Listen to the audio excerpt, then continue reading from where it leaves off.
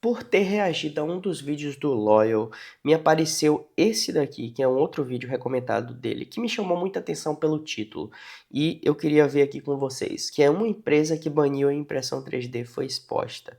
E eu fiquei curioso para saber o que é isso. Bora ver o que a gente pode acrescentar aqui. Para todos que disseram, Loi, relaxe, essa tecnologia não existe, aspas, ou mesmo, você não pode implementar realisticamente bandas STL ou bandas de código G em uma impressora 3D, ou, elas não conseguem moderar formas no mundo real. Bem, preparem-se para isso, porque exatamente aquilo que as pessoas diziam ser impossível agora está sendo comercializado abertamente como um produto real. Um sistema projetado para detectar formas restritas antes da impressão, durante a impressão e até mesmo no nível do firmware. Assim, a máquina pode recusar o trabalho mesmo que esteja offline. E isso não vai ficar na seção de comentários de um blog. Isso já está sendo repassado diretamente aos principais fabricantes de impressoras como uma salvaguarda de senso comum. Se você é um fabricante, um criador ou dirige uma pequena empresa que depende da impressão de peças, não se trata de uma categoria controversa. Trata-se do futuro das suas ferramentas. Há uma carta do gabinete do promotor público de Manhattan para a Creality e ouvimos outras pessoas solicitando uma reunião para discutir a implementação de salvaguardas de senso comum em impressoras 3D,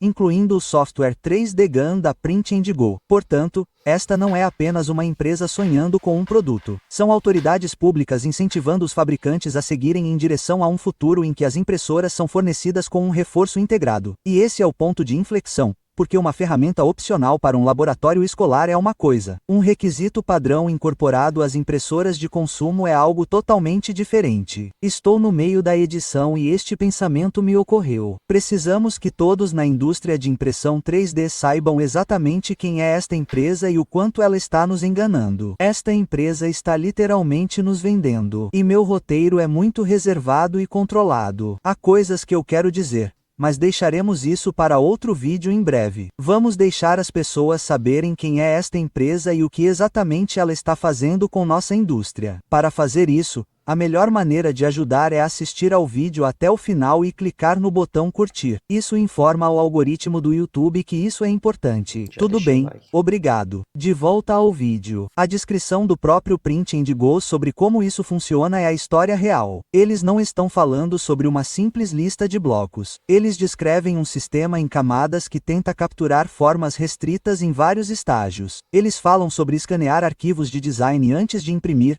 compará-los a uma grande biblioteca, sinalizar impressões como suspeitas e bloqueá-las. Eles até mencionaram pessoas tentando mover arquivos por USB, o que significa que o sistema é construído na É tipo o uso de IA e o banco de dados, né? suposição de que Mas eu tô tentando ainda entender, eu tô tentando me conectar aqui para ver o que é que tá acontecendo.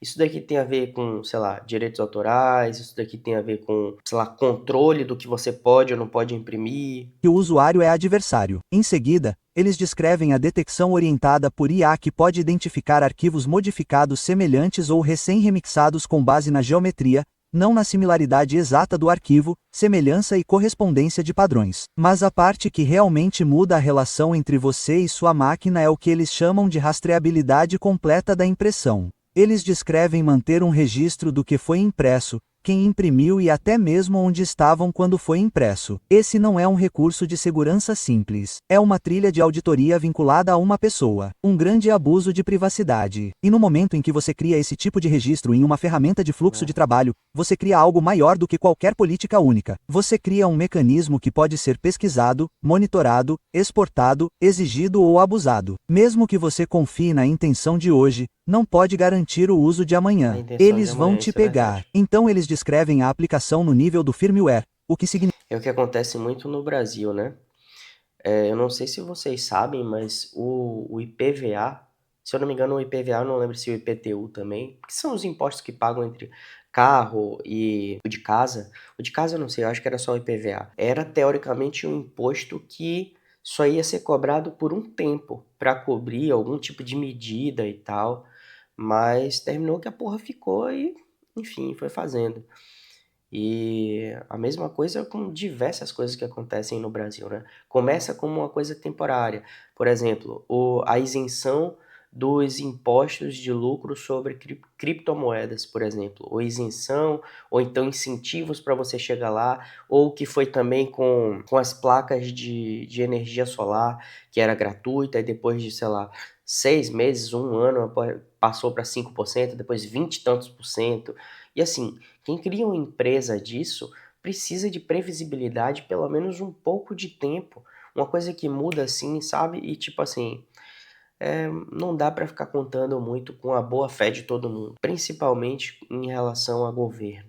Significa que o bloqueio pode existir dentro da própria impressora. Muitas pessoas comentaram nas últimas semanas dizendo que isso simplesmente não é possível. Bem, eles alegam que têm acordos com fabricantes em que as impressoras são enviadas com o sistema integrado para que, mesmo que alguém desconecte a impressora da internet, ela ainda possa recusar impressões que acionem a restrição. Este é o momento em que deixa de ser software e se torna governança, porque se a aplicação estiver no seu firmware, não é apenas uma configuração que você ativa e desativa. Não é apenas um serviço que você não assina. É uma regra incorporada à ferramenta. Essa é a mesma direção que vimos outros setores tomarem. Seu hardware se torna um endpoint controlado e o proprietário se torna apenas um usuário com permissões. Eles também propõem o monitoramento de câmera em tempo real como outra camada, detectando objetos restritos enquanto eles estão sendo impressos. Isso significa que se as primeiras varreduras não detectarem, a câmera de IA detectará. E esta é a parte em que as pessoas precisam parar de pensar na categoria original do título e começar a pensar sobre o que uma câmera com detecção de formas realmente significa quando for normalizada. Porque hoje ela é vendida a você como segurança pública. Amanhã, pode ser vendida como proteção de marca. Exatamente. Imagine É exatamente assim que funciona.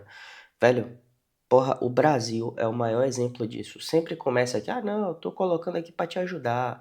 É em prol do povo, em prol das pessoas. Depois o fumo entra grosso em você. Lá ele. o próximo pitch deck. Um detentor de direitos não quer que você imprima formas protegidas por direitos autorais, designs licenciados, peças de marca, semelhanças de personagens, logotipos de carros, componentes de reposição, carcaças de controle, itens colecionáveis. O intuito é sempre bom. Vamos proteger as marcas aqui, vamos proteger isso, aquilo, até chegar ao ponto de controle. O que for. Agora você tem o mesmo conjunto de fiscalização, exceto que não está sendo usado para impedir um crime. Está sendo usado para impedir a concorrência e controlar a criatividade. Se você acha que empresas como John Deere, Disney ou Nintendo não vão se interessar por um mundo em que sua impressora pode reconhecer e bloquear automaticamente objetos que se assemelham à propriedade intelectual ou aos produtos deles, você não está prestando atenção em quão agressivamente as grandes marcas defendem o controle quando as ferramentas existem. É aqui que nos afastamos da categoria original, porque esse não é o ponto deste vídeo. O ponto é que, uma vez que você normaliza a aplicação baseada em forma dentro de ferramentas de fabricação de consumo, a lista de categorias de bloqueio pode se expandir para sempre. E não afetará apenas os amadores. Afetará criadores que fazem adereços e réplicas. Pequenas empresas que imprimem peças personalizadas, oficinas de reparo que fazem suportes ou caixas, clipes, adaptadores, gabaritos, formas, mecanismos de prototipagem de engenharia, estudantes aprendendo CAD, vendedores. Agora imagina, não só, até mesmo no desenvolvimento de um produto, se você faz um produto que é porque ele reconhece pelos padrões, ou seja, não precisa ser igual. Se tiver o mesmo padrão de alguma coisa que existe, a peça pode ser completamente diferente, pode ser bloqueado.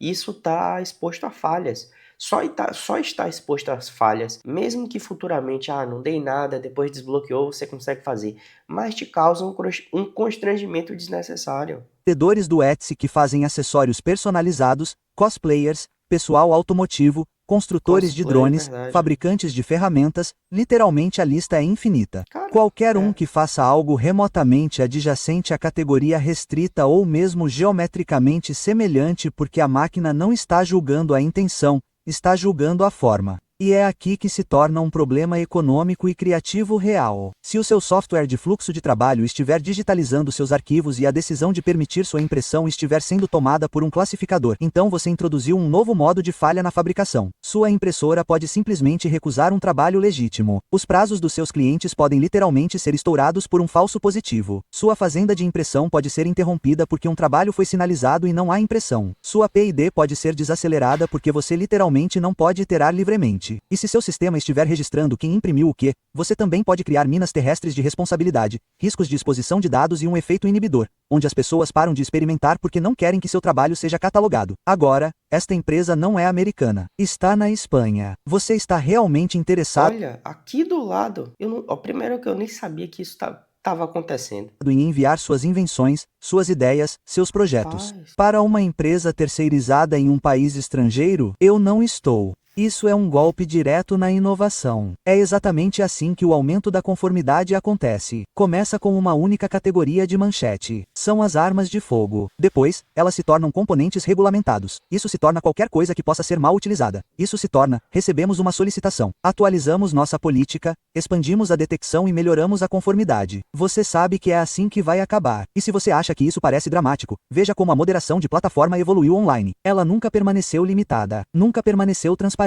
Nunca permaneceu opcional, apenas ficou maior. Quando você move essa mentalidade para a fabricação física, está importando as piores partes da internet para o mundo real. E então a questão se torna simples. Você quer que o futuro da fabricação pareça o futuro dos smartphones bloqueados, autorizados, monitorados e atualizados com novas restrições? Ou queremos que pareça uma oficina de propriedade da pessoa que o usa? E é por isso que tudo isso importa, não por causa de uma categoria controversa, porque uma vez que a cara, infraestrutura existe, ela se torna uma alavanca utilizável por governos, fabricantes, seguradoras, plataformas e quem mais puder aplicar pressão. E as pessoas que sentirão isso primeiro não serão os criminosos. Serão fabricantes, criadores, estudantes, sim. pequenas empresas, pessoas que estão apenas tentando projetar, imprimir, enviar e construir. Então, quero que você me diga. Você compraria uma impressora 3D que pode recusar impressões com base na similaridade? Você Olha, eu não. administraria um negócio em um sistema que registra quem imprimiu o que e onde envia para fora da sua empresa? Você aceitaria regras de nível de firmware que não podem ser removidas? Porque se não pressionarmos o presidente agora, o resto é fácil. Porque depois disso, são apenas atualizações de software. Vou deixar os links das fontes para que você possa ler as alegações diretamente. A carta do da referenciando a Rapaz, 3D GAN da Print and Go e a própria descrição. eu vou até deixar o vídeo dele aqui abaixo para você ir lá também, se você quiser ver as referências, ver tudo que ele tá falando aqui. E, pô, eu não sabia nem que isso existia, nem que estava acontecendo esse movimento por trás. E você sabia que isso estava acontecendo? E o que é que você acha desses movimentos? Você acha que é mais positivo do que negativo? Ou você não quer de jeito nenhum uma impressora que tenha essas funcionalidades, né? Enfim, esse vídeo fica basicamente como um alerta, né? Se ele te ajudou de alguma forma, deixa o like aí, se inscreve no canal, porque você ajuda pra caramba esse canal a crescer. É bem rápido. Se você estiver assistindo pela televisão, clica pra cima, clica pro lado, dá play ali, ou deixou o like ou se inscreveu, pum, rapidão. Não esquece também de conferir lá o 3D Business Pro, que é a melhor ferramenta para você gerir seu negócio de impressão 3D. Você consegue gerir todos os seus estoques, como filamentos, acessórios, cadastrar cliente, produto, fazer um cálculo correto das suas impressões 3D. É uma ferramenta de gestão bem completa que toda semana eu estou atualizando. O link também está aqui abaixo na descrição para você conferir. Tem lá a área gratuita que já te ajuda pra caramba no seu negócio, você que está começando a desenvolver um negócio. E é isso. Se esse vídeo te ajudou de alguma forma, se inscreve aí, deixa o like e a gente se vê no próximo vídeo. Valeu!